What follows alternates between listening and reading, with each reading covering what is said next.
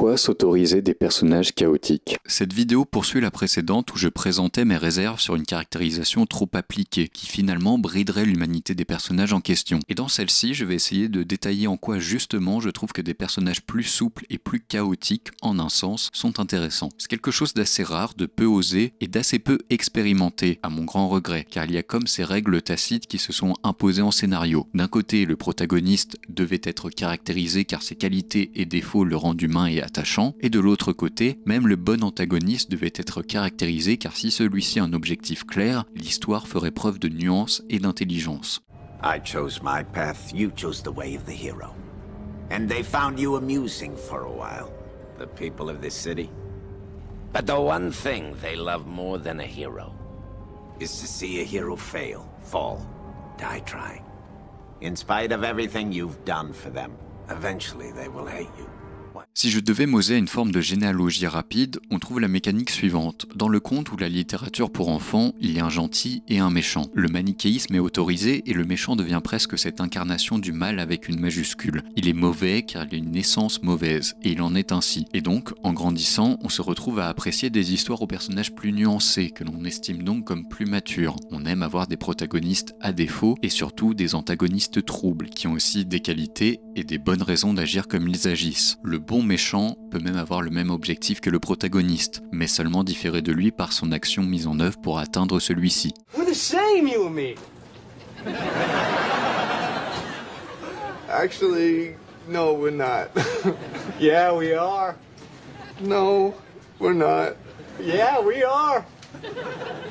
No, we're not. Petite parenthèse d'ailleurs, c'est quelque chose d'un peu bridant je trouve, cette idée en dramaturgie que toutes scènes doivent servir cet objectif et faire avancer dans la quête de celui-ci. Car dans la vie de tous les jours, quand bien même nous avons par exemple un objectif de salaire, de travail, de projet à réaliser, etc., on remarque bien que nous ne vivons pas pleinement et uniquement au travers de celui-ci, et que nous sommes bien souvent capables d'en faire abstraction le temps d'une discussion, d'une rencontre ou même d'une journée entière. On peut comprendre la logique d'unité d'action qui est celle de respecter le temps du public en lui présentant une œuvre dramaturgique claire et concise qui ne s'éparpille pas. Mais j'ai tant d'exemples en tête de moments de respiration autorisés dans des œuvres, de scènes magnifiques qui ne servent aucun grand objectif précis, que je ne peux m'empêcher de penser que l'on gagnerait grandement à s'émanciper davantage de cette unité d'action. D'ailleurs, je tiens à distinguer l'objectif, qui est souvent énoncé clairement, du plan de vie, qui lui relèverait plus d'une logique de choix parfois inconsciente des personnages vis-à-vis d'injonctions et d'aliénation sociale. Le plan de vie est quelque chose de tout de même plus subtil, et je consacrerai sans doute une vidéo ou plusieurs à son application en scénario. En attendant, je vous recommande de voir le film Little Children de Todd Field où justement, à la toute fin, les plans de vie de certains personnages se révèlent au public et font comme un pied de nez à ce qui semblait être des objectifs précédemment énoncés.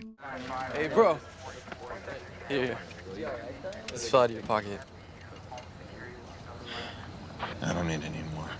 En fixant à ses antagonistes un objectif, une motivation sincère, le ou la scénariste pense être dans la nuance. Le méchant ne l'est pas par essence, le méchant a aussi des qualités et des défauts humains. Il y a peut-être même une bonne intention in fine, mais les moyens mis en œuvre pour l'atteindre sont douteux. Ils sont comme juste maladroits ou en proie à une erreur de raisonnement dans leur chemin de pensée. Or, je trouve que dans ce cas de figure, l'auteur ou l'autrice se fourvoie un peu, car en plaçant tout de même un personnage comme protagoniste et l'autre comme antagoniste, tu émets un jugement et indique sans le dire que l'un est plus dans le vrai, la position juste que l'autre. Finalement, même si tu comprends les intentions et les objectifs de tes adversaires, tu ne peux t'empêcher de les présenter sous un mauvais jour. Et donc, il n'y a pas tant de complexité que cela. On retombe dans un schéma, il y en a qui ont raison et d'autres qui ont tort. On retrouve un schéma manichéen en fait. Simplement, on dit que oui, quand même, c'est plus compliqué que cela et qu'on comprend un peu la posture en face, même si à l'arrivée, on tient à montrer qu'il se trompe. Pour empêcher cet aspect, on peut s'inspirer de ce qu'a fait Game of Thrones. La série avait justement été très appréciée à ses débuts pour son côté non manichéen, si l'on met de côté les marcheurs blancs. Mais là où ça fonctionnait particulièrement bien, c'est que la série prenait le temps d'épouser et d'accompagner les points de vue de ces différents personnages. Ainsi, un personnage d'abord présenté comme antagoniste dans une saison pouvait ensuite avoir un moment qui lui était vraiment consacré et devenir un temps le protagoniste de tout un chapitre. Ici, la caméra, la réalisation renverse vraiment les positions, et c'est vraiment si cette bascule opère que nous sommes dans la nuance et montrons l'aspect, il y a deux côtés à chaque histoire,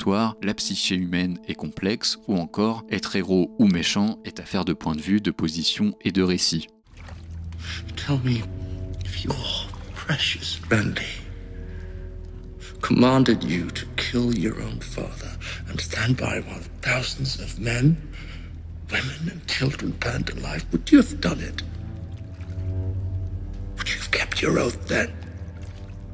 Mais il y a aussi un type de caractérisation trop peu osé ou assumé à mon grand regret. C'est celui de l'antagoniste chaotique dont l'objectif ou les motivations ne sont pas claires et ne le seront jamais. Dans Othello de Shakespeare, l'un des personnages emblématiques de la pièce est celui de Iago, un proche d'Othello, et qui va à dessein mal le conseiller et l'amener à douter de l'amour de Desdémone pour lui. Et je trouve ce personnage particulièrement fascinant parce qu'il n'est jamais vraiment clairement expliqué pourquoi il vient autant remuer la merde. Alors oui, à un moment donné, il est suggéré qu'il fasse tout ça pour l'argent, mais ça ne revient pas ensuite dans l'équation. À un autre moment, il est suggéré que peut-être sa femme, Emilia, l'a trompé avec Othello, mais pareil, ça n'est jamais vraiment creusé ou élucidé. Et à d'autres moments, il semblerait qu'il fasse plus cela par jalousie / racisme envers Othello ou misogynie envers Desdémone. Mais là aussi, encore une fois, ces raisons ne reviennent pas plus que cela. Et finalement, ce qui en ressort, c'est qu'il fait surtout tout ça car il aime remuer la merde, car il aime le chaos. On a comme un Shakespeare qui a anticipé des critiques potentielles de l'époque en plaçant des raisons ici et là qui pourraient satisfaire les gens en quête perpétuelle d'explications et de raisons. Mais ce qui ressort justement de cette multiplication de raisons qui ne reviennent pas ensuite, c'est que aucune ne tient vraiment justement. Et la seule chose qui persiste de scène en scène, c'est la jouissance de Iago à voir le pouvoir qu'il peut avoir en plantant une germe d'idées dans la tête d'Othello par ses mises en scène. Iago aime voir ce chaos naissant et savoir que c'est par son intelligence qu'il est causé. Il aime ce pouvoir dissimuler, se sentir marionnettiste qui tire et tient les ficelles de tout ce qui l'entoure. Il aime planter des graines de discorde et les voir germer ensuite. Une incarnation moderne de ce type de personnage, c'était le Joker dans la version de Christopher Nolan.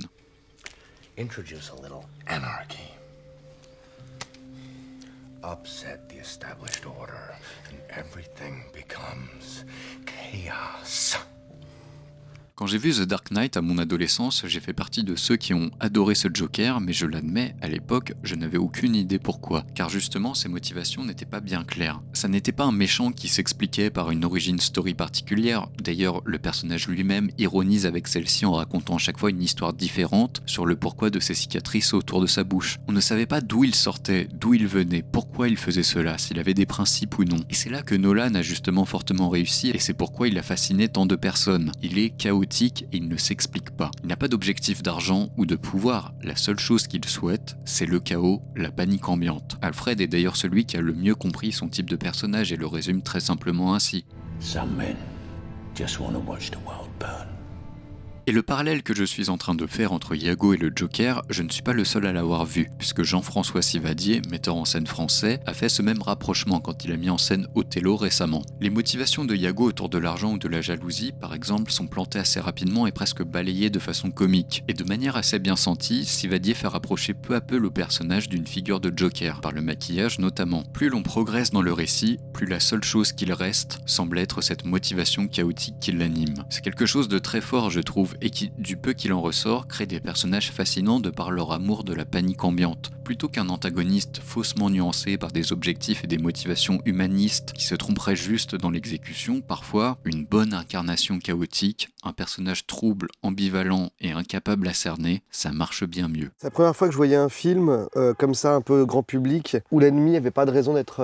Enfin, le méchant n'avait pas vraiment raison d'être méchant, il y avait une sorte de gratuité. Et il y avait quelque chose presque de nihiliste là-dedans. J'ai trouvé ça assez profond, en fait. Et moi, je pensais aller voir un film genre Marvel, un peu plus popcorn. Et en fait, j'avais halluciné, j'ai trouvé ça génial.